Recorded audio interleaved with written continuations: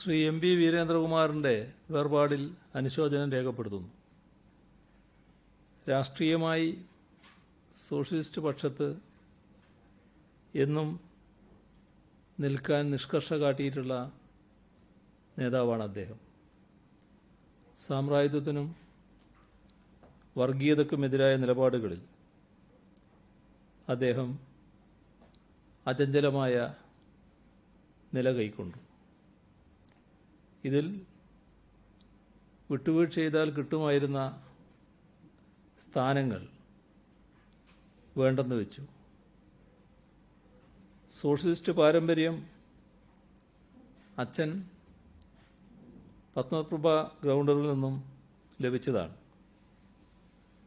മാധ്യമ സാഹിത്യരംഗങ്ങളിലടക്കം പല മേഖലകളിലും വെളിച്ചം വീശിയ ബഹുമുഖ വ്യക്തിത്വത്തിൻ്റെ ഉടമയായിരുന്നു അദ്ദേഹം.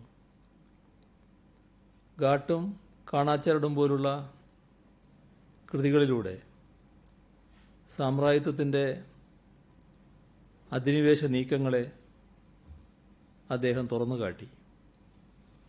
രാമൻ്റെ ദുഃഖം പോലുള്ളവയിലൂടെ വർഗീയ വിധ്വംസക നീക്കങ്ങൾക്കെതിരെ സമൂഹത്തെ അദ്ദേഹം ജാഗ്രതപ്പെടുത്തി. അടിയന്തരാവസ്ഥക്കാലത്ത് ഒരുമിച്ച് ജയിലിൽ കഴിഞ്ഞതിൻ്റെ അനുഭവങ്ങളുണ്ട്. അതടക്കം വ്യക്തിപരമായ നിരവധി ഓർമ്മകൾ അദ്ദേഹത്തെക്കുറിച്ചുണ്ട്.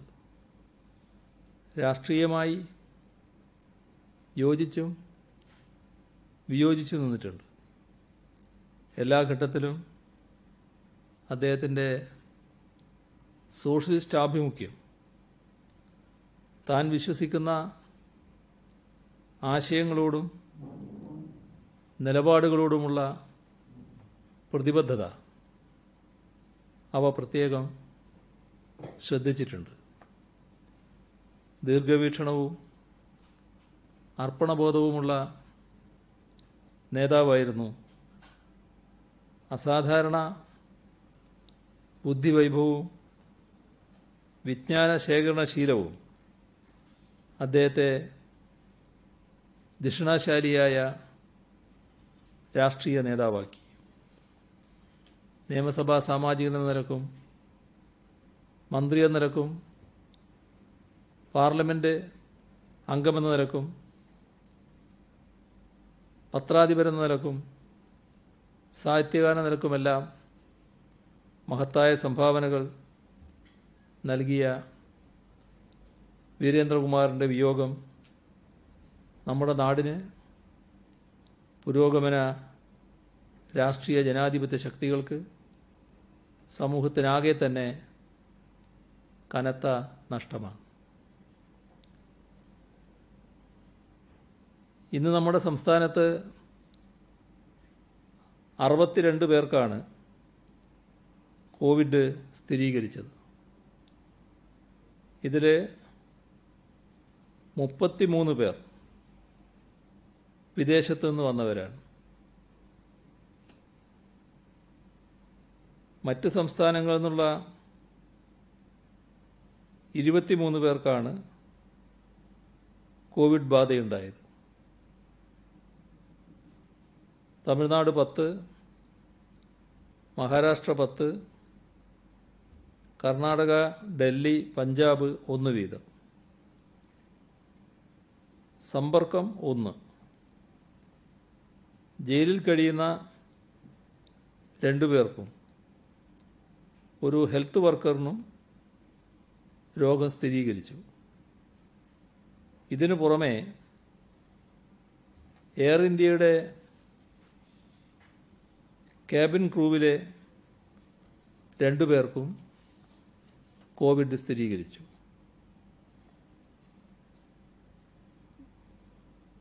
ഇന്ന് പോസിറ്റീവായ ആളുകൾ പാലക്കാട് 14, കണ്ണൂർ 7, തൃശ്ശൂർ 6, പത്തനംതിട്ട 6, മലപ്പുറം 5, തിരുവനന്തപുരം 5, കാസർഗോഡ് 4, എറണാകുളം 4, ആലപ്പുഴ 3, വയനാട് 2, കൊല്ലം 2, കോട്ടയം, ഇടുക്കി, കോഴിക്കോട് 1 വീതം. 10 പേർക്കാണ് ഫലം നെഗറ്റീവായത്. വയനാട് 5, കോഴിക്കോട് 2, കണ്ണൂർ, മലപ്പുറം, കാസർഗോഡ് 1 വീതം.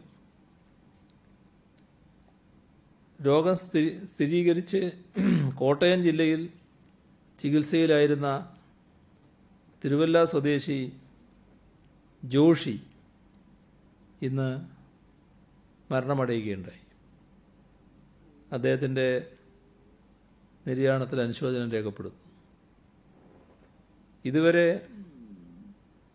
1150 പേർക്കാണ് സംസ്ഥാനത്ത് രോഗം സ്ഥിരീകരിച്ചത്. 577 പേർ ഇപ്പോൾ ചികിത്സയിലുണ്ട്. നിരീക്ഷണത്തിലുള്ളത് 1,24,167 പേരാണ്. 1,23,087 പേർ വീടുകളിലോ ഇൻസ്റ്റിറ്റ്യൂഷണൽ ക്വാറന്റൈനിലോ ആണ്. 1080 പേർ ആശുപത്രികളിലുമാണ്. ഇന്ന് 231 പേരെ ആശുപത്രിയിൽ പ്രവേശിപ്പിച്ചു. ഇതുവരെ 62,746 സാമ്പിളുകളാണ് പരിശോധനയ്ക്ക് അയച്ചത്. 60,448 എണ്ണം രോഗബാധയില്ല എന്നുറപ്പാക്കിയിട്ടുണ്ട്. ഇതുവരെ സെന്റിനൽ സർവൈലൻസിൻ്റെ ഭാഗമായി മുൻഗണനാ വിഭാഗത്തിൽപ്പെട്ട 11,468 സാമ്പിളുകൾ ശേഖരിച്ചു. അതിൽ 10,635 നെഗറ്റീവാണ്. ആകെ 101 ഹോട്ട്സ്പോട്ടുകളാണ് സംസ്ഥാനത്ത് ഇപ്പോഴുള്ളത്. ഇന്ന് പുതുതായി 22 hotspot. Thiruvananthapuram, Neyyattinkara special sub ജയിലുകളിലാണ് 2 പേർക്ക് കോവിഡ് സ്ഥിരീകരിച്ചത്. നേരത്തെ കണ്ണൂർ സബ് ജയിലിലും റിമാൻഡ് പ്രതിക്ക് രോഗബാധ കണ്ടെത്തിയിരുന്നു.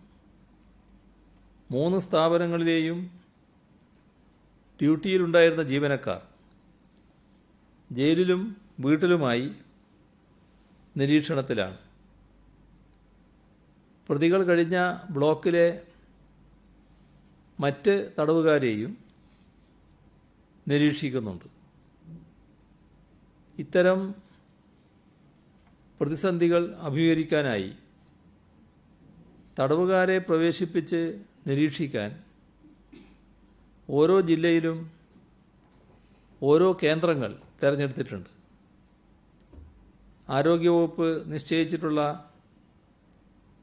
കോവിഡ് ഫസ്റ്റ് ലൈൻ ട്രീറ്റ്മെൻറ്റ് കേന്ദ്രങ്ങളിൽ പുതുതായി റിമാൻഡ് ചെയ്യപ്പെടുന്ന തടവുകാരെ സുരക്ഷാ സംവിധാനങ്ങളോടെ ഏറ്റെടുക്കുന്നതിന് ജയിൽ ജീവനക്കാരെ ചുമതലപ്പെടുത്തിയിട്ടുണ്ട്. പുതുതായി രോഗം ബാധിക്കുന്നവരുടെ എണ്ണം വർദ്ധിക്കുന്നതുകൊണ്ട് സംസ്ഥാനത്ത് ഇപ്പോൾ വല്ലാതെ ആശങ്കയുണ്ടാകേണ്ട കാര്യമില്ല. ലോക്ക്ഡൗൺ നിയന്ത്രണങ്ങളിൽ ഇളവ് വരുമ്പോൾ ഇതുണ്ടാകുമെന്ന് പ്രതീക്ഷിച്ചത് തന്നെയാണ്. അതനുസരിച്ചാണ് പ്രതിരോധ പ്ലാൻ തയ്യാറാക്കിയത്. കോവിഡ് മാനേജ്മെൻറ്റിന് മാത്രമായി മെഡിക്കൽ സർവീസ് കോർപ്പറേഷൻ മുഖേന ഇതുവരെ 620 കോടി 71 ലക്ഷം രൂപ ലഭ്യമാക്കിയിട്ടുണ്ട്. അതിൽ 227 കോടി 35 ലക്ഷം രൂപ ചെലവിട്ടു. സംസ്ഥാനത്ത് ഇപ്പോൾ സർക്കാർ ആശുപത്രികളിൽ 12,191 ഐസൊലേഷൻ ബെഡുകൾ സജ്ജമാണ്. അതിലിപ്പോൾ 1,080 പേരാണുള്ളത്. 1,296 സർക്കാർ ആശുപത്രികളിൽ 49,702 കിടക്കകൾ, 1,369 ICU കിടക്കകൾ, 1,045 വെന്റിലേറ്ററുകൾ എന്നിവയുണ്ട്. സ്വകാര്യ മേഖലയിൽ 866 ആശുപത്രികളിലായി 81,904 കിടക്കകളും 6,059 ICU കിടക്കകളും 1,578 വെന്റിലേറ്ററുകളും ഉണ്ട്. 851 കൊറോണ കെയർ സെൻ്ററുകളാണ് സംസ്ഥാനത്ത് ഇപ്പോഴുള്ളത്. അതുകൊണ്ട് ഇപ്പോൾ രോഗികളുടെ എണ്ണം വർദ്ധിക്കുന്നുവെന്നുകൊണ്ട് വല്ലാതെ പരിഭ്രമിക്കേണ്ടതില്ല. ഇന്ന് സമ്പർക്കത്തിലൂടെ രോഗബാധയുണ്ടായത് ഒരാൾക്ക് മാത്രമാണ്. ഇനി പ്രധാനമായും ശ്രദ്ധിക്കേണ്ടത് രോഗം ബാധിച്ചവരിൽ നിന്ന് മറ്റാളുകളിലേക്ക് പടരാതിരിക്കാനാണ്. അത് കണ്ടെത്താനാണ് നാം ടെസ്റ്റുകളുടെ എണ്ണം വർദ്ധിപ്പിക്കുന്നത്. ICMR നിഷ്കർഷിച്ച വിധത്തിൽ പരിശോധന വേണ്ട എല്ലാ ആളുകളെയും കേരളത്തിൽ പരിശോധിക്കുന്നുണ്ട്. പരിശോധന സംബന്ധിച്ച് കൃത്യമായ പദ്ധതി സംസ്ഥാനം തയ്യാറാക്കിയിട്ടുണ്ട്. 100 ടെസ്റ്റ് നടത്തുമ്പോൾ 1.7 ആളുകൾക്കാണ് പോസിറ്റീവ് ആകുന്നത്. നമ്മുടെ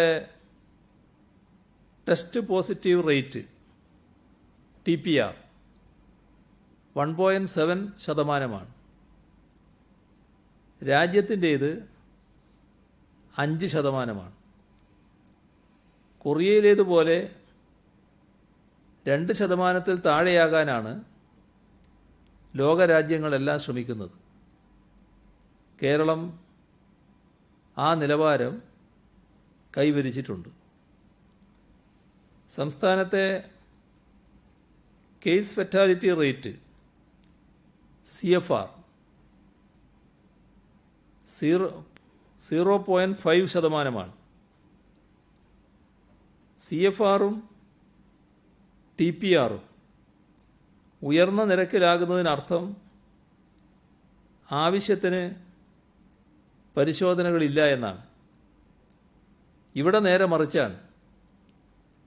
നമ്മുടെ മെച്ചപ്പെട്ട പൊതുജനാരോഗ്യ സംവിധാനം, കാര്യക്ഷമമായ കോൺടാക്റ്റ് ട്രേസിംഗ്, ശാസ്ത്രീയമായ ക്വാറന്റൈൻ എന്നിവയൊക്കെയാണ് ഈ നേട്ടത്തിന് ആധാരം. ഇതുവരെ എല്ലാ ഇനത്തിലുമായി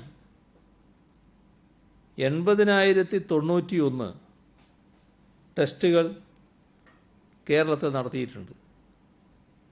പരിശോധനയുടെ എണ്ണത്തിലും നാം മുന്നേറിയിട്ടുണ്ട്. ഒരു ദശലക്ഷത്തിന് 2,335 എന്നതാണ് നമ്മുടെ കണക്ക്. കേരളത്തിൽ 71 ടെസ്റ്റ് നടത്തുമ്പോൾ ഒരാളെ പോസിറ്റീവായി കണ്ടെത്തുന്നു.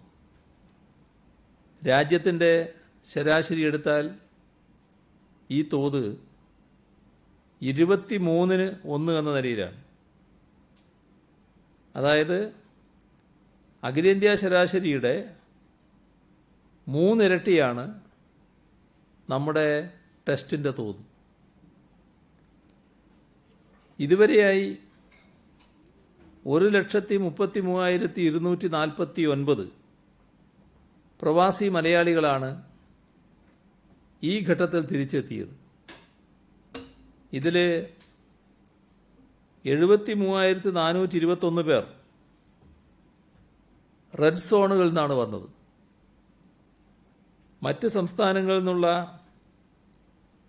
1,16,775 പേരും വിദേശ രാജ്യങ്ങളിൽ നിന്നുള്ള 16,474 പേരുമാണ് ഇങ്ങനെ എത്തിയത്. കോവിഡ് ആദ്യ കേസ് വന്ന് 100 ദിവസം പിന്നിട്ടപ്പോൾ നാം കോവിഡ് കർവ് ഫ്ലാറ്റൻ ചെയ്തു.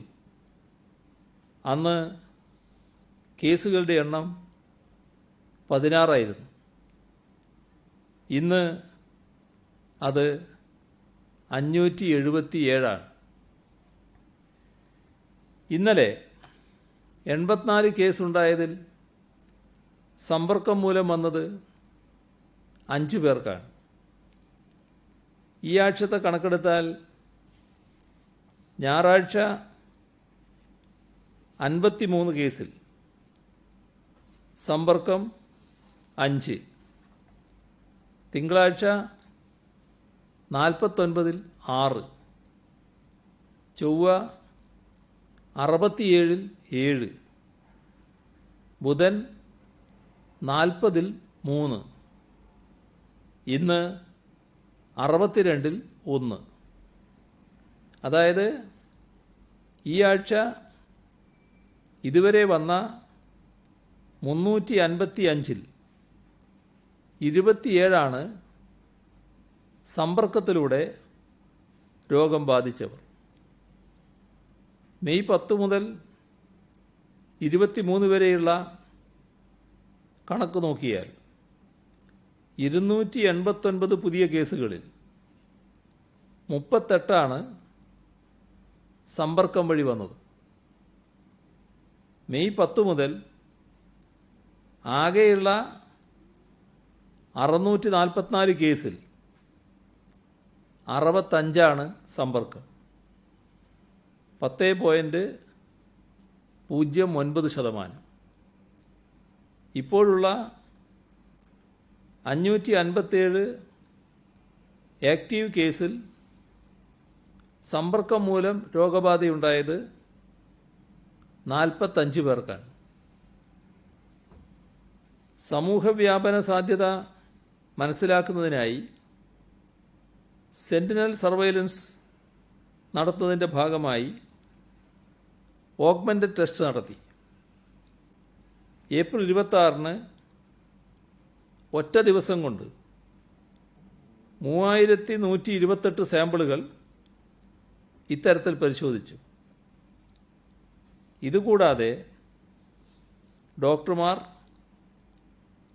നഴ്സുമാർ, പാരാമെഡിക്കൽ ജീവനക്കാർ, മറ്റാരോഗ്യ പ്രവർത്തകർ, പൊതുജനങ്ങളുമായി ഇടപഴകേണ്ടി വരുന്ന വിഭാഗങ്ങളായ ഭക്ഷണ വിതരണവുമായി ബന്ധപ്പെട്ട് പ്രവർത്തിക്കുന്നവർ, സമൂഹ അടുക്കളയിലെ ജീവനക്കാർ, പോലീസ് ഉദ്യോഗസ്ഥർ, അംഗൻവാടി ജീവനക്കാർ, തദ്ദേശഭരണ സ്ഥാപനങ്ങളിലെ ജീവനക്കാർ, മാധ്യമപ്രവർത്തകർ, റേഷൻ കടകളിലെ ജീവനക്കാർ, പഴം പച്ചക്കറി കച്ചവടക്കാർ, മറ്റ് സംസ്ഥാനങ്ങളിൽ നിന്ന് വരുന്ന ട്രക്ക് ഡ്രൈവർമാരുമായി ഇടപഴകേണ്ടി വരുന്ന ചുമട്ടുതൊഴിലാളികൾ, മറ്റ് കച്ചവടക്കാർ, വെയർഹൗസ് ജീവനക്കാർ, ഇടത്താവളങ്ങളിലെ കച്ചവടക്കാർ, അതിഥി തൊഴിലാളികൾ, രോഗലക്ഷണങ്ങളില്ലാത്ത പ്രവാസികൾ, അതായത് രോഗം സ്ഥിരീകരിച്ച വ്യക്തികളോടൊപ്പം വിമാനത്തിലോ കപ്പലിലോ തീവണ്ടിയിലോ യാത്ര ചെയ്തവരോ സംസ്ഥാനത്തിന് പുറത്തുള്ള റെഡ് സോൺ പ്രദേശങ്ങളിൽ നിന്നും മടങ്ങിയെത്തിയവരോ, ഇവരിൽ നിന്നെല്ലാം സാമ്പിളുകൾ ശേഖരിച്ച് പരിശോധിക്കുകയാണ്. സെന്റിനൽ സർവൈലൻസ് പരിശോധനയുടെ ഭാഗമായി 4 പേർക്കാണ് ഇതുവരെ രോഗം കണ്ടെത്തിയത്. ഓഗ്മെന്റഡ് പരിശോധനയിൽ 4 പേരെ പോസിറ്റീവായി കണ്ടെത്തി. തിരിച്ചെത്തിയ പ്രവാസികളുടെ സെന്റിനൽ സർവൈലൻസ് പൂൾഡ് പരിശോധനയിൽ 29 പേർക്ക് ഫലം പോസിറ്റീവായി. ഈ കണക്കുകൾ വെച്ച് തന്നെയാണ് സംസ്ഥാനത്ത് സമൂഹവ്യാപനമില്ല എന്ന് പറയാനാവുന്നത്. കേരളത്തിൽ 28 ആരോഗ്യ പ്രവർത്തകർക്ക് രോഗബാധ ഏറ്റിട്ടുണ്ട്. ഇവരിൽ ആശുപത്രിയിൽ രോഗീ പരിചരണത്തിൽ ഏർപ്പെട്ടിട്ടുള്ളവരും പൊതുജനാരോഗ്യ പ്രവർത്തകരും ആശാവർക്കർമാർ ഉൾപ്പെടെ ഉണ്ട്. എല്ലാവരും കോവിഡ് രോഗികളുമായി നേരിട്ട് സമ്പർക്കത്തിൽ വന്നിട്ടുള്ളവരുമാണ്. കൃത്യമായ നിരീക്ഷണവും പരിശോധനയും നടക്കുന്നതും ലഭ്യമാക്കിയിട്ടുള്ള മാർഗനിർദ്ദേശങ്ങളുടെ കൃത്യതയും ആരോഗ്യ സംവിധാനത്തിൻ്റെ പ്രവർത്തന മികവുമാണ് രോഗലക്ഷണങ്ങൾ പ്രകടിപ്പിക്കാത്തവരിൽ പോലും രോഗം കണ്ടെത്താനും സമ്പർക്കത്തിൽ ഉൾപ്പെട്ടവരെ നിരീക്ഷണത്തിലാക്കാനും സാധിച്ചത്. സമ്പർക്ക രോഗവ്യാപനം വർദ്ധിച്ചാൽ നമുക്കിപ്പോഴുള്ള നിയന്ത്രണങ്ങൾ പോരാതെ വരും. കണ്ണൂർ ജില്ലയിൽ സംസ്ഥാനത്തിൻ്റെ ശരാശരിയേക്കാൾ കൂടുതലായി രോഗബാധയുണ്ട്. സമ്പർക്കത്തിലൂടെ രോഗം ബാധിക്കുന്നവരുടെ നിരക്ക് സംസ്ഥാനത്ത് 10% കണ്ണൂരിലത് 20%. അവിടെ ഇപ്പോഴുള്ള 93 ആക്റ്റീവ് കേസുകളിൽ 19 എണ്ണം സമ്പർക്കത്തിലൂടെ വന്നതാണ്.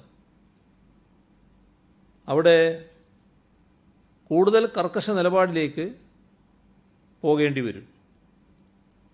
മാർക്കറ്റുകൾ ചിലത് രോഗവ്യാപന സാധ്യതയുള്ള സ്ഥലങ്ങളാണെന്ന് മനസ്സിലാക്കി ഇടപെടണം.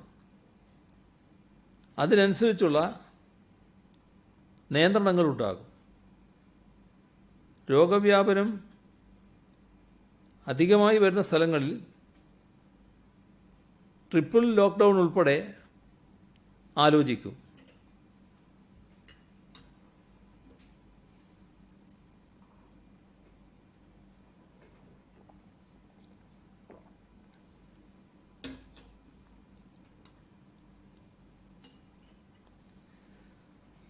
കേരളത്തിൽ 2019 ജനുവരി 1 മുതൽ മെയ് 15 വരെ 93,717 മരണങ്ങളാണ് രേഖപ്പെടുത്തിയത്.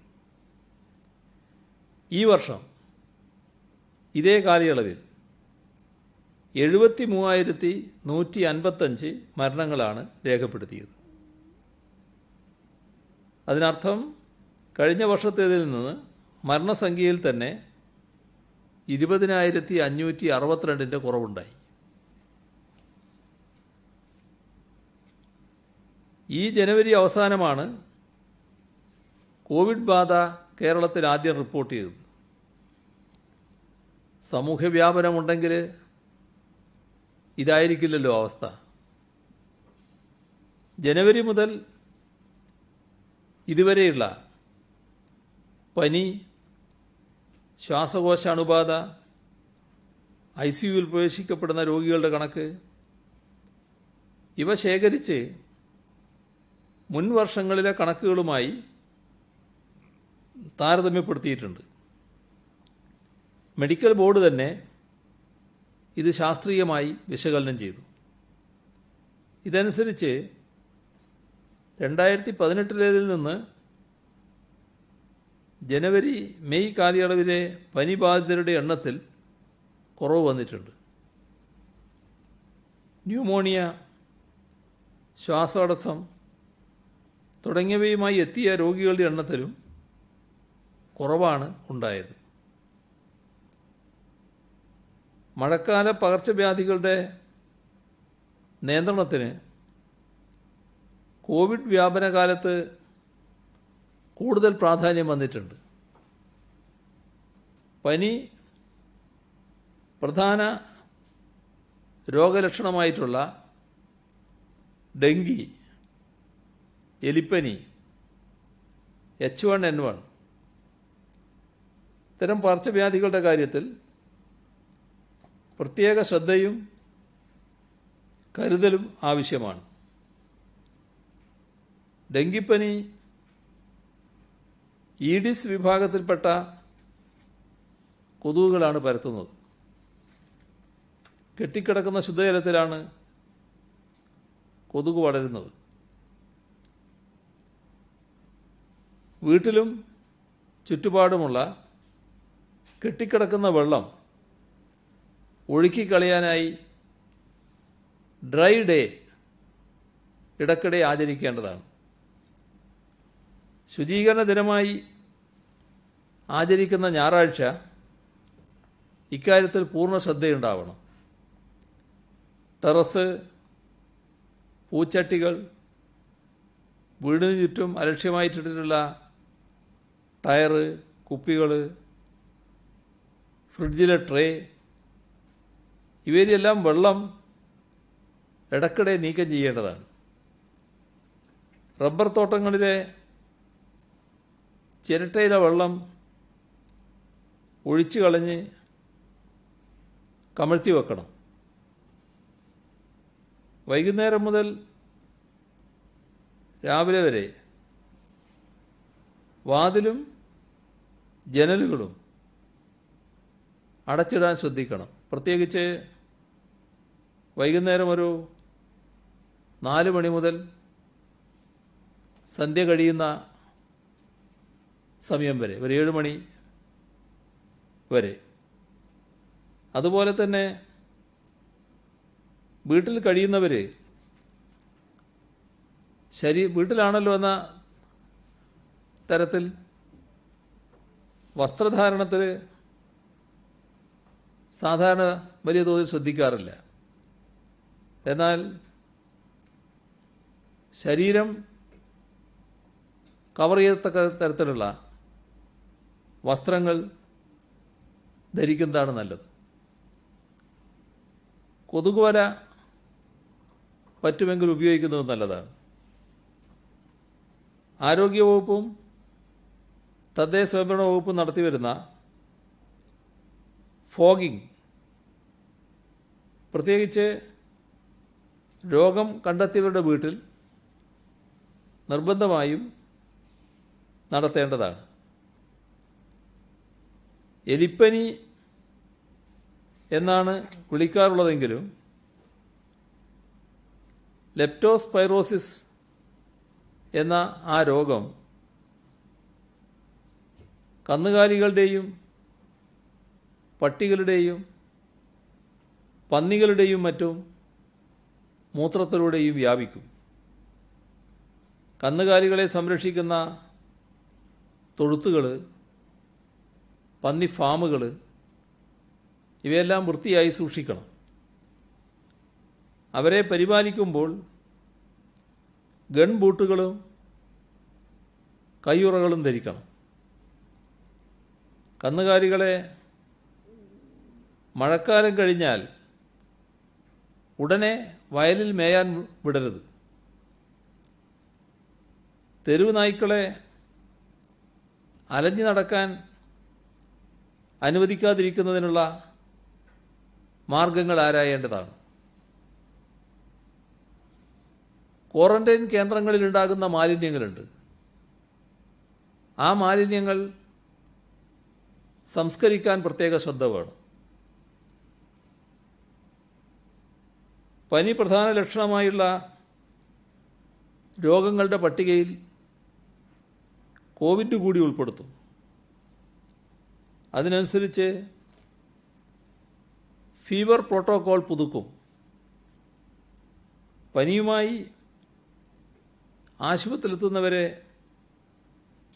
പ്രത്യേകമായി ഇരുത്തുകയും ആശുപത്രി പ്രവേശന കവാടത്തിൽ വെച്ച് തന്നെ വേർതിരിക്കുകയും ചെയ്യും. സുരക്ഷാ സംവിധാനങ്ങളില്ലാതെ തൊഴിലുറപ്പ് തൊഴിലാളികൾ പണിയെടുക്കുന്നു എന്ന് റിപ്പോർട്ടുകളുണ്ട്. നിരീക്ഷണത്തിലുള്ളവർ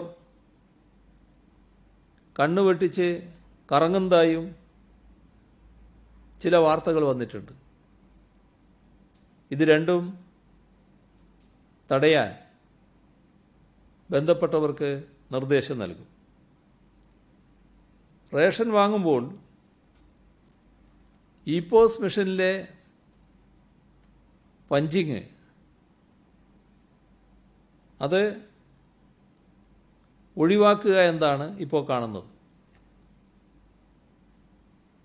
ഇൻ്റർനെറ്റിനുള്ള അവകാശം പൗരന്മാരുടെ അടിസ്ഥാന അവകാശമായി പ്രഖ്യാപിച്ച സംസ്ഥാനമാണ് നമ്മുടേത്.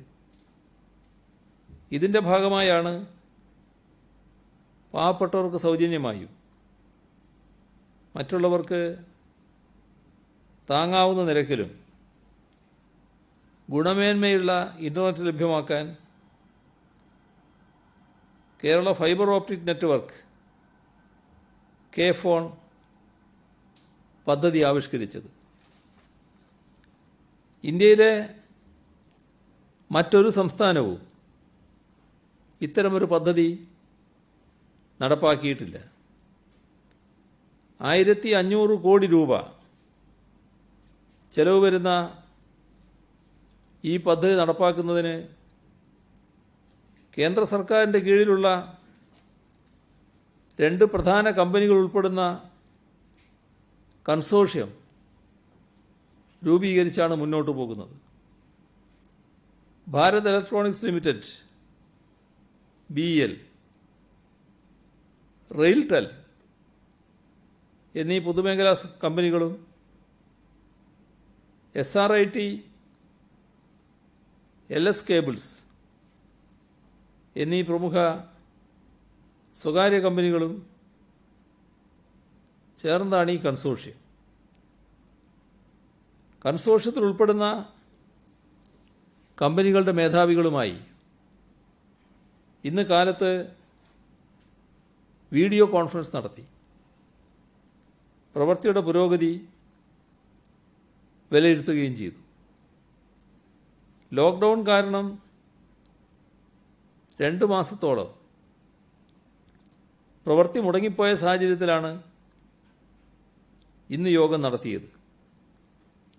ഈ വർഷം ഡിസംബറിൽ തന്നെ പദ്ധതി പൂർത്തിയാക്കാമെന്ന് കൺസോർഷ്യം ലീഡറായ BELന്റെ ചെയർമാനും മാനേജിംഗ് ഡയറക്ടറുമായ MV ഗൗതം ഉറപ്പു നൽകി. കൺസോർഷ്യത്തിലെ മറ്റു പങ്കാളികളും ഇതിനോട് യോജിച്ചു. കേരളത്തെ സംബന്ധിച്ച് ഈ പദ്ധതിയുടെ പൂർത്തീകരണം വലിയ നേട്ടമായിരിക്കും. സാധാരണക്കാർക്ക് താങ്ങാവുന്ന നിരക്കിൽ ഇൻ്റർനെറ്റ് സൗകര്യം നൽകാനാണ് ശ്രമിക്കുന്നത്. അതോടൊപ്പം വിദ്യാലയങ്ങൾ, ആശുപത്രികൾ, സർക്കാർ ഓഫീസുകൾ മുതലായ പൊതുസ്ഥാപനങ്ങൾക്കും ഈ നെറ്റ്വർക്ക് വഴി കണക്ഷൻ ലഭ്യമാക്കും. സംസ്ഥാനം വിഭാവനം ചെയ്യുന്ന വിജ്ഞാനാധിഷ്ഠിത സമ്പദ് വ്യവസ്ഥയ്ക്ക് കെ-ഫോൺ ഉത്തേജനമാകും. കേരളത്തിലേക്ക് വ്യവസായ നിക്ഷേപം ആകർഷിക്കാനുള്ള ശ്രമങ്ങൾക്ക് തീർച്ചയായും ഇത് ഊർജം പകരും. പദ്ധതി സമയബന്ധിതമായി പൂർത്തിയാക്കുന്നതിന് കൺസോർഷ്യത്തിന് എല്ലാവിധ പിന്തുണയും സർക്കാർ നൽകുന്നുണ്ട്. IT വകുപ്പ് പദ്ധതിയുടെ പുരോഗതിക്കായി തുടർച്ചയായി വിലയിരുത്തൽ നടത്തുന്നുണ്ട്. കൺസോർഷ്യത്തിലെ എല്ലാ പങ്കാളികളോടും കേരളത്തിൻ്റെ വികസനത്തിൽ പങ്കാളികളാകാനും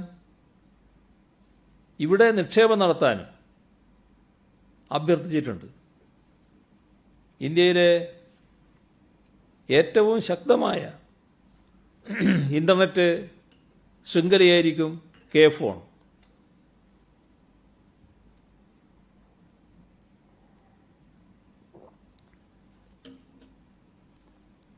കോവിഡിന് ശേഷമുള്ള ലോകത്തിൽ ഇൻ്റർനെറ്റിൻ്റെ പ്രാധാന്യവും പ്രസക്തിയും ഏറെ വർദ്ധിക്കുമെന്ന് നമുക്കറിയാം.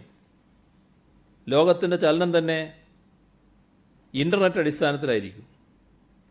വിദ്യാഭ്യാസം, ബാങ്കിംഗ് പോലുള്ള മേഖലകളിൽ ഇൻ്റർനെറ്റിൻ്റെ ഉപയോഗം വലിയ തോതിൽ വർദ്ധിക്കും. കോവിഡാനന്തരം കേരളത്തെ ലോകത്തെ പ്രധാന വ്യവസായ, വിദ്യാഭ്യാസ, ടൂറിസം കേന്ദ്രമായി വികസിപ്പിക്കാനുള്ള സർക്കാരിൻ്റെ ശ്രമങ്ങൾക്ക് കെ-ഫോൺ വലിയ പിന്തുണയായിരിക്കും. Kerala state IT infrastructure limited എന്ന കമ്പനിയും KSEBയും യോജിച്ചാണ് കെ-ഫോൺ നടപ്പാക്കുന്നത്. KSEBയുടെ ലൈനുകളിലൂടെയാണ് ഓപ്റ്റിക്കൽ ഫൈബർ കേബിൾ ഉപഭോക്താക്കളിലേക്ക് എത്തുന്നത്. കിസാൻ ക്രെഡിറ്റ് കാർഡ് ഇല്ലാത്തവർ എടുത്ത കാർഷിക വായ്പയുടെ തിരിച്ചടവിന് ആഗസ്റ്റ് 31 വരെ സമയം നൽകണമെന്ന് കേന്ദ്ര കൃഷിമന്ത്രി നരേന്ദ്ര സിംഗ് തോമാറിനോട് ആവശ്യപ്പെട്ടു. കുറഞ്ഞ പലിശ നിരക്കിൽ കാർഷിക വായ്പ തിരിച്ചടക്കുന്നതിന് ലോക്ക്ഡൗൺ കണക്കിലെടുത്ത് ജൂൺ 30 വരെ സാവകാശം അനുവദിക്കണമെന്ന് മാർച്ചിൽ സംസ്ഥാനം ആവശ്യപ്പെട്ടിരുന്നു. അത് പരിഗണിച്ച് മെയ് 30 വരെ കാലാവധി നീട്ടി. എന്നാൽ കിസാൻ ക്രെഡിറ്റ് കാർഡ് ഇല്ലാത്തവർക്ക് ഈ ആനുകൂല്യം ലഭിക്കില്ല. സ്വർണം പണയം വെച്ചും മറ്റും കൃഷിവായ്പ എടുത്ത ധാരാളം പേർ ഇത് കാരണം കൂടിയ പലിശ നൽകേണ്ടി വരും. അതുകൊണ്ടാണ് കിസാൻ ക്രെഡിറ്റ് കാർഡ് ഇല്ലാത്തവരുടെ വായ്പാ തിരിച്ചടവിന് ആഗസ്റ്റ് 31 വരെ സമയം ആവശ്യപ്പെടുന്നത്. മുഖ്യമന്ത്രിയുടെ ദുരിതാശ്വാസ നിധിയിലേക്ക് തിരുവനന്തപുരം, എറണാകുളം, മലബാർ മേഖല എന്നിവിടങ്ങളിലെ ക്ഷീര സഹകരണ സംഘങ്ങൾ സമാഹരിച്ച 51,82,042 രൂപ നൽകിയിട്ടുണ്ട്. മലബാർ മേഖല സഹകരണ ക്ഷീരോത്പാദക യൂണിയൻ 50,36,006 രൂപ. Kerala state service pensioners union Kalamassery municipal east committee സമാഹരിച്ച 11,33,000 രൂപ. Kerala cooperative milk marketing federation 10 ലക്ഷം.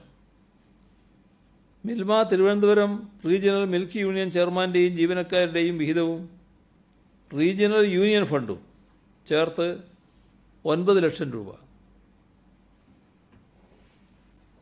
Ernakulam regional cooperative milk producers union limited 9,56,010 രൂപ. Malabar rural development foundation 5 lakh.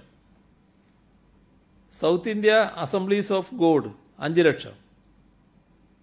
സർക്കാർ കോളേജ് അധ്യാപകരുടെ സംഘടന AKGCT ആകെ കൈമാറിയത് 21,20,000 രൂപ. ഇന്നലെ ഒരു ചെക്കിൻ്റെ വിവരം മാത്രമേ പറഞ്ഞിരുന്നുള്ളൂ.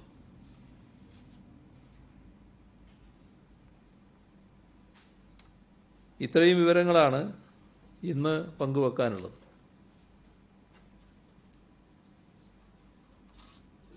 ജയിലിൽ കഴിയുന്നവർക്ക് ഈ രോഗസ്ഥിതി അവരുടെ രോഗം ബാധിച്ച ഉറവിടം കണ്ടെത്താൻ കഴിഞ്ഞിട്ടുണ്ടോ? ജയിലിൽ കഴിയുന്നവർ ഈ ജയിലിന് പുറത്തായിരുന്നല്ലോ, അവർ ജയിലിലേക്ക് തിരിച്ചു വന്നു. അപ്പോൾ എന്താണ് എങ്ങനെയാണ് എന്നത് വിശദമായി പരിശോധിച്ചു വരികയാണ്. ഏത് വിഭാഗത്തിലാണോ പെടുത്തേണ്ടത് അപ്പോൾ ആ വിഭാഗത്തിൽ പെടുത്തി അറിയിക്കും. ഈ 2 ക്യാബിൻ ക്രൂവിന് രോഗം ബാധിച്ചു, അത് ഇപ്പോൾ ആണോ അതോ വിദേശത്ത് നിന്ന് ഇപ്പം കൊണ്ടുവന്ന ആ ഫ്ലൈറ്റിലുള്ള ആളാണോ അതോ? അവർ നമ്മുടെ ഇങ്ങോട്ട് വന്ന ഫ്ലൈറ്റിലുള്ള ആളുകൾ ഇവിടെ താമസിക്കാവുന്നവർ അവരൊക്കെയാണ് ഇത് ബാധിച്ചിട്ടുള്ളത്. ഏത് ദിവസത്തെ ഫ്ലൈറ്റിൽ വന്നവരാണെന്നുള്ള വിവരം എൻ്റെ അടുത്ത് ഇപ്പോൾ ഇല്ല. ഇപ്പോഴുള്ള മിഷനിൽ ഡ്യൂട്ടിയിലുണ്ടായിരുന്ന ക്യാബിൻ ക്രൂ ആണോ? അല്ല, ആ ഇപ്പോഴത്തെ വിമാനത്തിൽ നിന്ന് വന്നതാണല്ലോ അവർ. അത് തന്നെയാണല്ലോ പറഞ്ഞത്. CM കെ ഫോണിനെ കുറിച്ച് പറഞ്ഞു. കെ ഫോണിന് പക്ഷേ വൈദ്യുത റെഗുലേറ്ററി അതോറിറ്റി അവർ പറയുന്നത് KSEBക്ക് ഇതിൽ പങ്കാളിയാകാനാകില്ല എന്നൊരു നിലപാടാണ് ഇപ്പോൾ അവർ സ്വീകരിച്ചിരിക്കുന്നത്. അത് യഥാർത്ഥത്തിൽ ഇതിന്റെ ഒരു ലക്ഷ്യത്തെ, കാരണം ഇന്റർനെറ്റ് വളരെയധികം പ്രസക്തമായി വരുന്ന ഒരു കാലത്ത് ഈ വൈദ്യുത റെഗുലേറ്ററി അതോറിറ്റി തന്നെ ഈ ലക്ഷ്യം തകർക്കാനായി നിൽക്കുകയാണോ? വൈദ്യുതി റെഗുലേറ്ററി കമ്മീഷൻ എന്നത് ഒരു സ്വതന്ത്ര സ്ഥാപനമാണല്ലോ. അവർക്ക് കാര്യങ്ങൾ ഒരു സംശയം തോന്നിയാൽ സ്വാഭാവികമായി ഉന്നയിക്കും. അതിനാവശ്യമായ വിശദീകരണം നൽകിയാൽ കാര്യങ്ങൾ ബോധ്യപ്പെടുന്നതേ ഉണ്ടാകുമെന്നാണ് തോന്നുന്നത്. അത് KSEB ആവശ്യമായ വിശദീകരണം നൽകും. നമ്മൾ ഇങ്ങോട്ട് വന്ന ആളുകളുടെ ഈ രോഗസ്ഥിതിയെ കുറിച്ച് നമ്മൾ എല്ലാ ദിവസവും നോക്കുന്നുണ്ട്. നമ്മുടെ സംസ്ഥാനത്ത് നിന്ന് മറ്റ് സംസ്ഥാനങ്ങളിലേക്ക് പോയ ആളുകൾക്ക് രോഗമുണ്ടോ, അതുമായി ബന്ധപ്പെട്ട എന്തെങ്കിലും വിവരങ്ങൾ നമുക്ക് കിട്ടിയിട്ടുണ്ടോ? ഇല്ല, അതിന് മാർഗമൊന്നുമില്ല. നിങ്ങൾ മുഖേനയുള്ള വിവരങ്ങളെ കൂടുതൽ കിട്ടുന്നുള്ളൂ. CMന്റെ വാർത്താ സമ്മേളനത്തിൽ ഉൾപ്പെടെ പങ്കെടുത്ത ഒരു മാധ്യമ പ്രവർത്തകനെ കൊറോണ ലക്ഷണത്തോടു കൂടി ഐസൊലേഷൻ പ്രവേശിച്ചു. അദ്ദേഹത്തിന് സാമ്പിൾ എടുത്തതായിരുന്നു. എന്നാൽ ഇന്ന് 5 ദിവസമായിട്ടും ഈ ആരോഗ്യവകുപ്പ് ഫലം പുറത്തുവിടുകയോ ഈ കൺസേൺഡ് രോഗിയെ അറിയിക്കുകയോ ചെയ്തിട്ടില്ല. രോഗിയും വീട്ടുകാരും സമീപവാസികളും നാട്ടുകാരും ആശങ്കയിലാണ്. അത് കുറച്ച് ദിവസം ആശങ്കയെ കഴിയും. സാധാരണ ഈ രോഗം സംശയിച്ചാൽ അന്ന് ആ ഒറ്റ പരിശോധനയുടെ ഭാഗമായിട്ട് തീരില്ല. അയാളുടെ കാര്യത്തിൽ തുറയുള്ള പരിശോധനകൾ നടക്കും. അത് മാധ്യമപ്രവർത്തകനാണെന്നുള്ളത് കൊണ്ട് മാത്രം മറ്റ് പ്രത്യേക അളവ് കിട്ടില്ല. അത് ആരോഗ്യ സംവിധാനവുമായി സഹകരിച്ച് പോകുന്നതാണ് നല്ലത്. ഒരാശങ്ക അതിന് പ്രത്യേകമായിട്ട് ഉണ്ടാകേണ്ടതില്ല. വീട്ടുകാർക്ക് എന്തെങ്കിലും ആശങ്കയുണ്ടെങ്കിൽ നിങ്ങളെപ്പോലുള്ളവർ അവരെ പറഞ്ഞ് സമാധാനിപ്പിക്കും. ലോക്ക്ഡൌണിന്റെ അടുത്ത ഘട്ടത്തിലേക്ക് കടക്കുകയാണ് 2 ദിവസത്തിനകം.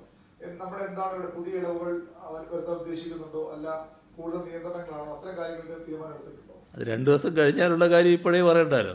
അതെന്തൊക്കെയാണ് ഇന്ത്യ ഗവൺമെന്റ് ചെയ്യുന്നത് നോക്കാം, അതിനുശേഷം നിങ്ങളോട് പറയാം. പെയ്ഡ് ക്വാറന്റൈനിന്റെ കാര്യത്തിൽ തീരുമാനമെടുത്തിട്ടില്ല. അതുവരെ സൗജന്യമായിരിക്കും ഇന്നലെ തന്നെ പറഞ്ഞിരുന്നു. എന്നാൽ കാസർഗോഡ് ഉണ്ടായത് കണ്ണൂർ വിമാനത്താവളത്തിൽ ഇറങ്ങി കാസർഗോഡ് താമസിക്കാൻ എത്തിയ പ്രവാസികളോട് അവര് നിർബന്ധിതമായിട്ട് അവർ പെയ്ഡ് ക്വാറന്റൈനിൽ പോകണമെന്ന് ഉദ്യോഗസ്ഥർ ആവശ്യപ്പെട്ടതായി ഒരു പരാതി ഉയർന്നു വരുന്നുണ്ട്. സർക്കാർ സംവിധാനത്തിലെ ക്വാറന്റൈൻ ഇല്ല, അതുകൊണ്ട് പെയ്ഡ് ക്വാറന്റൈനിൽ പോകണം എന്നൊരു പരാതി ഉയർന്നുണ്ട്. CMന്റെ ശ്രദ്ധയിൽപ്പെട്ടിട്ടുണ്ടോ? എൻ്റെ ശ്രദ്ധയിലില്ല. പെയ്ഡ് ക്വാറന്റൈൻ നേരത്തെ നമ്മൾ പറഞ്ഞിട്ടുണ്ട്. അത് അവർക്ക് സമ്മതമാണെങ്കിൽ പെയ്ഡ് ക്വാറന്റൈനിലേക്ക് അവർ ഹോട്ടലുകളിൽ താമസിപ്പിക്കുന്നത്. അതാണ് നമ്മളിപ്പോൾ കണക്കാക്കിയിട്ടുള്ള പെയ്ഡ് ക്വാറന്റൈൻ. ഞാൻ നേരത്തെ പറഞ്ഞ കാര്യത്തിൽ വിശദമായ ഉത്തരവ് വരും, അന്നേരം മാത്രമേ നടപ്പാവുള്ളൂ. മറ്റിപ്പോൾ ഇവിടെയും നടപ്പാക്കാൻ പറ്റില്ല. ഈ തെലങ്കാന സ്വദേശിയുടെ മരണം നമ്മുടെ പട്ടികയിലാണോ വരുന്നത്? കേരളത്തിന്റെ ഇവിടെ എത്തിയാലാണല്ലോ മരിച്ചത്. അപ്പൊ ഈ മാഹിയിൽ നിന്ന് വന്ന കണ്ണൂർ മരിച്ച അദ്ദേഹം എന്തുകൊണ്ട് നമ്മളെ പട്ടികയിൽ വന്നില്ല? അത് സാധാരണഗതിയിൽ എന്താണെന്ന് പറഞ്ഞാൽ നിങ്ങൾ കാണേണ്ടത്, ഇപ്പോൾ നാഗർകോവിൽ നിന്ന് ഒരാൾ വന്നു തിരുവനന്തപുരത്ത് ചികിത്സിക്കുന്നു, അയാൾ തിരിച്ച് നാഗർകോവിൽ സാധാരണ പോകുന്നതാണ്, എപ്പോൾ ഇവിടെ വന്ന് ചികിത്സിക്കുന്നതാണ്. അത് സ്വാഭാവികമായിട്ടും തമിഴ്നാടിൻ്റെ പട്ടികയിലാണ് വരിക, ഇവിടുത്തെ പട്ടികയിലല്ല. മാഹിയിലുള്ള ഒരാൾ തലശ്ശേരിയിലോ കോഴിക്കോടോ പോയി ചികിത്സിക്കുന്നു, അത് മാഹിയുടെ പട്ടികയിൽ തന്നെയാണ് വരിക. അയാൾ ഒരു നാട് എന്നത് തൊട്ട് കിടക്കുകയാണല്ലോ, അതിൻ്റെ ഭാഗമായിട്ടാണത്. ഒരു ക്ലാരിഫിക്കേഷന് ഞാൻ വേണ്ടി ചോദിക്കുന്നതാണ്. അതായത് ഇപ്പം ഇന്ന് ഒരു സമ്പർക്കം മാത്രമേ ഉള്ളൂ എന്ന് CM പറഞ്ഞു. പക്ഷേ ഈ എയർ ഇന്ത്യയുടെ ക്യാബിൻ ക്രൂ 2 പേര്, അതോടൊപ്പം തന്നെ ജയിൽ പുള്ളികൾ 2 പേര്, ആരോഗ്യ പ്രവർത്തകർ ഒരാൾ. അപ്പോൾ അങ്ങനെയാണെങ്കിൽ ഇന്ന് 5 പേർ സമ്പർക്ക പട്ടികയിൽ വരുന്നില്ലേ? അല്ല, അത് മുഴുവനായിട്ട് സമ്പർക്കമാണെന്ന് പറയാൻ പറ്റില്ലല്ലോ. കാരണം ഇവിടെ ഉള്ള രോഗികളുടെ ഭാഗമായി അവരെ കണക്കാക്കാൻ പറ്റില്ല. ഈ പറയുന്ന ക്രൂ എവിടുന്ന് വന്നതാണ് എന്ന് നമുക്കറിയില്ല, എങ്ങനെ രോഗം വന്നതാണെന്ന് നമുക്കറിയില്ല. അതിൻ്റെ കൂടുതൽ കാര്യങ്ങൾ പരിശോധിച്ചാലേ പറയാൻ പറ്റൂ. നമ്മളെ ഇവിടുന്ന് ഇറങ്ങിയ ഉടനെ ഇവിടുത്തെ ഒരു സമ്പർക്കത്തിൻ്റെ ഭാഗമായി അന്ന് തന്നെ രോഗം വരുന്നൊരു രോഗം എല്ലാവരും ഇത്. അപ്പോൾ അതുപോലുള്ള കാര്യങ്ങൾ പരിശോധിച്ച് നമ്മൾ ഇവിടുത്തെ സമ്പർക്കത്തിൻ്റെ ഭാഗമാണെങ്കിൽ ഇവിടുത്തെ സമ്പർക്കമാണെന്ന് പറയാം. CM, ഈ കുട്ടികൾക്ക് ജൂൺ 1 മുതൽ ഓൺലൈൻ ക്ലാസ്സുകൾ തുടങ്ങുമെന്ന് നേരത്തെ തന്നെ പ്രഖ്യാപിച്ചിരുന്നല്ലോ. അപ്പോൾ ഈ കുട്ടികൾക്ക് വേണ്ടത്ര ഓൺലൈൻ ക്ലാസ്സിൽ പങ്കെടുക്കാനുള്ള സൗകര്യങ്ങൾ ഇപ്പോഴും പലയിടത്തും ലഭ്യമായില്ല എന്നാണ് അറിയുന്നത്. അതിൽ തന്നെ ചിലപ്പോൾ ഒന്നിലേറെ കുട്ടികളുള്ള ഒരു വീട്ടിൽ ഒരു മൊബൈൽ ഫോണൊക്കെ ഉള്ളപ്പോൾ എങ്ങനെയായിരിക്കും ഇവർ ഈ ഓൺലൈൻ ക്ലാസ്സുകളിൽ പങ്കെടുക്കുക? അത്തരം കാര്യങ്ങളെ പറ്റി ഒരു വിശദീകരണം നൽകാമോ? പലതും തുടങ്ങുമ്പോഴുള്ള ആശങ്കകൾ ഉണ്ടാവുമല്ലോ. ഇപ്പോൾ നമ്മൾ SSLC പരീക്ഷ നടത്താൻ തീരുമാനിച്ചു, എത്ര വലിയ ആശങ്കയായിരുന്നു, എന്തെല്ലാം തരത്തിലുള്ള ആശങ്ക. ചിലർ തെറി തന്നെ പറയുന്നുണ്ടായിരുന്നു. ഒരാൾ, ഒരു പാർലമെൻറ്റ് അംഗം പറയുന്നത് ശരിക്കും തെറി തന്നെയാണ് ഞാൻ കേട്ടത്. എന്തൊക്കെയാണ് വിളിച്ച് പറയുന്നത്. അപ്പോൾ അങ്ങനെയുള്ള ഒരുപാട് കാര്യങ്ങളുണ്ടായിട്ടില്ലേ. അത് ഒരു തുടങ്ങുമ്പോഴുണ്ടാകുന്ന ആശങ്കയാണത്. അത് തുടങ്ങിക്കഴിഞ്ഞ് ചില പ്രശ്നങ്ങളുണ്ടെങ്കിൽ അത് പരിഹരിച്ച് നല്ല നിലക്ക് മുന്നോട്ട് പോകും. ഒരാശങ്ക ആ കാര്യത്തിൽ വേണ്ടതില്ല. ഈ പറയുന്ന എല്ലാ പ്രശ്നങ്ങളും, ചില പ്രായോഗിക പ്രശ്നങ്ങളുണ്ടാവും, ഒന്നും ഉണ്ടാവില്ല എന്നല്ല ഞാൻ പറയുന്നത്. അത് ഉണ്ടായിക്കൊണ്ടല്ലേ പരിഹരിക്കാൻ പറ്റൂ. അത് നമുക്ക് പരിഹരിച്ച് മുന്നോട്ട് പോകാനാവും. PSC റാങ്ക് ലിസ്റ്റ് ഇപ്പോൾ ജൂൺ 19 വരെ നീട്ടിക്കിട്ടു. പക്ഷേ ഇപ്പോൾ ഈ സർക്കാർ പൊതുമേഖലാ സ്ഥാപനങ്ങളെല്ലാം ലോക്ക്ഡൌൺ കാരണം പകുതി മാത്രമേ പ്രവർത്തിക്കുന്നുള്ളൂ. ആരോഗ്യ വകുപ്പിൽ മാത്രമാണ് കൂടുതൽ നിയമനം നടന്നത്. അപ്പോൾ ഈ റാങ്ക് ലിസ്റ്റ് നീട്ടാൻ വേണ്ടി ഈ ജൂൺ 19 വരെ നീട്ടി, പക്ഷെ അതിൽ ഈ വേണ്ടത്ര ഗുണം കിട്ടിയില്ല എന്ന് ഈ ഉദ്യോഗാർത്ഥികൾ പറയുന്നുണ്ട്. നീട്ടാൻ എന്തെങ്കിലും നടപടി സ്വീകരിക്കും? ഇപ്പം അങ്ങനെ ഒരു ആലോചനയില്ല. നിരവധി മലയാളി കുട്ടികൾ റഷ്യൻ മെഡിക്കൽ കോളേജിൽ പഠിക്കുന്നുണ്ട്, കേരളത്തിൻ്റെ അങ്ങോളം ഇങ്ങോളമുള്ള. അവിടെ ജൂലൈ മാസങ്ങളിലാണ് വെക്കേഷൻ തുടങ്ങുന്നത്.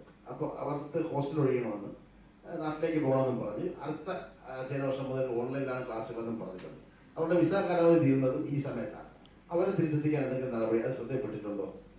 അങ്ങനെയുള്ള പല രാജ്യങ്ങളിൽ നിന്നും ആളുകൾ ഇങ്ങോട്ട് വരികയാണ്. ഇന്നലെ താജിക്കിസ്ഥാനിൽ നിന്ന് വന്നവരല്ലേ കണ്ണൂരിൽ ഇറങ്ങിയിട്ട് ഇങ്ങോട്ട് വരുമ്പോൾ ചില പ്രശ്നങ്ങളുണ്ടായി എന്നൊക്കെ പറഞ്ഞത്. അത് അങ്ങനെയുള്ള കുട്ടികളൊക്കെ വരികയാണ് ഇങ്ങോട്ട്. അപ്പോൾ അത് അതിൻ്റെ മുറക്ക് വന്നോളും, അതിൽ പ്രശ്നങ്ങൾ അധികം വരില്ല എന്നാണ് തോന്നുന്നത്. ജൂനിയർ ഹെൽത്ത് ഇൻസ്പെക്ടറുടെ NJT 70ഓളം ഒഴിവുകൾ ഇപ്പോഴും റിപ്പോർട്ട് ചെയ്യപ്പെട്ടു. അത് PSCക്ക് റിപ്പോർട്ട് ചെയ്യാൻ വേണ്ടുന്ന ഒരു നടപടികൾ അത് പെട്ടെന്ന് സ്വീകരിക്കുമോ എന്നാണ്. നേരത്തെ റിപ്പോർട്ട് ചെയ്തിരുന്നു, നിയമനങ്ങൾ നടന്നു, പക്ഷെ ഇപ്പോഴും 70ഓളം വേക്കൻസികൾ ഉണ്ടെന്ന് പറയുന്നു. ഒഴിവുകൾ ഉണ്ടാകുന്ന മുറക്ക് റിപ്പോർട്ട് ചെയ്യാൻ തന്നെ ചെയ്യും, അതിലൊരു സംശയവും ഉണ്ടാകേണ്ടതില്ല.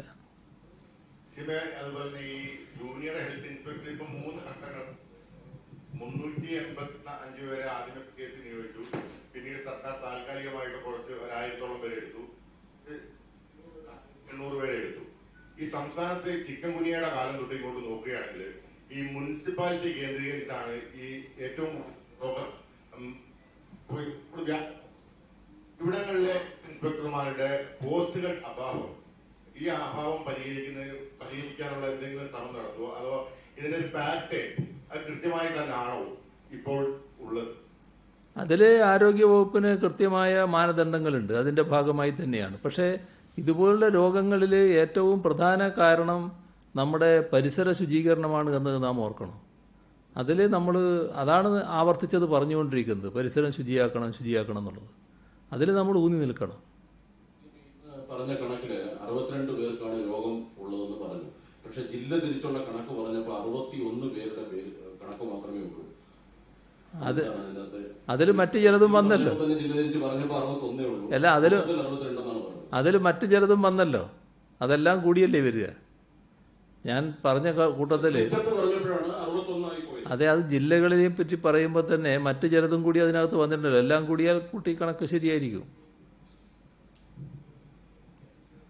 CM, 2 ചോദ്യങ്ങളാണ്. ഒന്ന്, ഈ കഴിഞ്ഞ ദിവസവും ശ്രദ്ധയിൽപ്പെടുത്തിയതാണ് സീരിയലുകളുടെ ഷൂട്ടിങ്ങിൽ ആൾക്കൂട്ട നിയന്ത്രണം പാലിക്കുന്നില്ല എന്നുള്ളത്. മാത്രമല്ല, ഈ അഭിനേതാക്കൾ ഒഴികെയുള്ളവർ ടെക്നീഷ്യന്മാരൊന്നും ഈ മാസ്ക് ധരിച്ചൊന്നുമല്ല അവിടെ ഷൂട്ട് നടത്തുന്നത്. വാഹനങ്ങളിൽ ഷൂട്ടിങ്ങിന് സ്ഥലത്തേക്ക് ആളുകളെ കുത്തി നിറച്ചുകൊണ്ട് പോകുന്നു. ഒന്ന് അതാണ്, അക്കാര്യത്തിലുള്ള CM-ന്റെ പ്രതികരണം. 2, ശിവഗിരി തീർത്ഥാടന സർക്യൂട്ട്, അതിന് നേരത്തെ കേന്ദ്ര സർക്കാർ അൽഫോൺസ് കണ്ണന്താനം മന്ത്രിയായിരിക്കുമ്പോൾ അത് തുടങ്ങിയതാണ്. പക്ഷേ ഇപ്പോൾ സംസ്ഥാനത്തെ അറിയിച്ചിരിക്കുന്നത് അത് ഒഴിവാക്കി എന്നാണ്. ഇക്കാര്യത്തിലുമുള്ള പ്രതികരണം. രണ്ടാമത്തത് എനിക്കറിയില്ല, അതിനെപ്പറ്റി എന്താണെന്ന് എനിക്ക് നിശ്ചയമില്ല. അതിൽ ഈ അങ്ങനെയൊരു വിവരം എൻ്റെ അടുത്ത് ഇപ്പോഴില്ല. എന്താണെന്ന് അന്വേഷിക്കണം. ആദ്യം പറഞ്ഞ കാര്യത്തിൽ കഴിഞ്ഞ ദിവസം തന്നെ ഞാൻ പറഞ്ഞിരുന്നു, ആവശ്യമായ നടപടികൾ, ജാഗ്രത സ്വീകരിച്ചുകൊണ്ട് തന്നെയാണ് ഇത്തരം പരിപാടികൾ നടത്തേണ്ടത് എന്ന്. കൊടുത്ത ഉത്തരവ് വ്യക്തമാണ്. അവരുടെ തിയേറ്ററിനകത്ത് വെച്ചാണ് കാര്യങ്ങൾ നിർവഹിക്കുന്നത്. അതനുസരിച്ച് കാര്യങ്ങൾ നിർവഹിക്കുകയാണ് വേണ്ടത്. ആവശ്യമായ സുരക്ഷാ ക്രമീകരണങ്ങൾ പാലിച്ചുകൊണ്ട് തന്നെ നടക്കണം. എന്നാൽ അഭിനയത്തിന് അനുമതി കൊടുത്താൽ ആ അഭിനേതാക്കൾ ചിലപ്പോൾ ചില രംഗങ്ങൾ വരുമല്ലോ, അതിൻ്റെ പ്രത്യേകതകൾ ഉണ്ടാവും. ആ റിസ്ക് അതിനകത്തുണ്ട് ഇത് കൊടുക്കുമ്പോൾ തന്നെ. സംസ്ഥാനത്തിലെ മദ്യശാലകൾ തുറന്നു, പക്ഷേ ഇന്ന് അതിനുവേണ്ടിയുള്ള ബെക്യു ആപ്പ് തകരാറിലായി. ഇത്രയും നാൾ വളരെ സമയമെടുത്ത് ചെയ്തൊരു ആപ്പാണത്. അത് ഈ ആദ്യത്തെ 2-ാം ദിവസം അത് അതിന്റെ പ്രവർത്തനം നിലയ്ക്കുന്നു. വലിയ ക്യൂ, പല ബാറുകളുടെയാണെങ്കിൽ ക്യൂ സിസ്റ്റവും നോക്കാതെ തന്നെ തോന്നും പോലെ മദ്യം കൊടുത്ത സ്ഥിതി ഉണ്ടായിരുന്നു പല ബാറുകളിലും. ബിയറേജ് കൗണ്ടറുകളിൽ മുന്നിൽ വലിയ ആൾക്കൂട്ടമുണ്ട്. എന്താണ് ഇത് സംഭവിച്ചത്? ഈ ബെക്യു ആപ്പിന്റെ കാര്യത്തിൽ എന്താണ് സംഭവിച്ചത്? ഇത് ഏതിൽ പരിഹരിക്കപ്പെടും? അല്ല, അതിൽ സാങ്കേതികമായി എന്തോ തകരാറുണ്ടായി എന്നാണ് ഞാൻ മനസ്സിലാക്കുന്നത്. അത് സംബന്ധിച്ച് ഇന്ന് എക്സൈസ് മന്ത്രി തന്നെ അവരുടെ എല്ലാവരുടെയും യോഗം വിളിച്ച് പരിശോധിക്കുന്നുണ്ടായിരുന്നു. അതുമായി ബന്ധപ്പെട്ടുള്ള വിവരങ്ങൾ കിട്ടാനിരിക്കുന്നേ ഉള്ളൂ. പരിഹരിച്ചു പോകുമെന്നാണ് പ്രതീക്ഷിക്കുന്നത്. ഇതുമായി ബന്ധപ്പെട്ട ടെക്നിക്കൽ ബിഡിൽ ഒന്നാമതൊന്ന് സ്മാർട്ട് E3 എന്ന് പറയുന്ന കമ്പനിയെ ഒഴിവാക്കിക്കൊണ്ടാണ് ഈ ഫെയർ കോഡിന് ഇതിന്റെ കരാർ കൊടുത്തത് എന്നുള്ള വാർത്തകൾ പുറത്തു വരുന്നത്. അതായത് ഒരു സാങ്കേതിക പരിജ്ഞാനം കുറഞ്ഞ കമ്പനി, അതുപോലെ തന്നെ ടെക്നിക്കൽ ബിഡിൽ ചില ക്രമക്കേടുകളൊക്കെ ഉണ്ടായി എന്ന വാർത്തകൾ കൂടി പുറത്തു വരുന്നത്. സാങ്കേതിക പരിജ്ഞാനം കുറച്ചുകൂടുള്ളവർ കൊടുത്തിരുന്നെങ്കിൽ പ്രശ്നം പരിഹരിക്കപ്പെടില്ല. അല്ല, ഇതിനകത്ത് സാങ്കേതികമായി ഒരു പിഴവും ഉണ്ടായിട്ടില്ല എന്നുള്ളത് തന്നെയാണ് ഇതേവരെ വന്നിട്ടുള്ള വിശദീകരണം.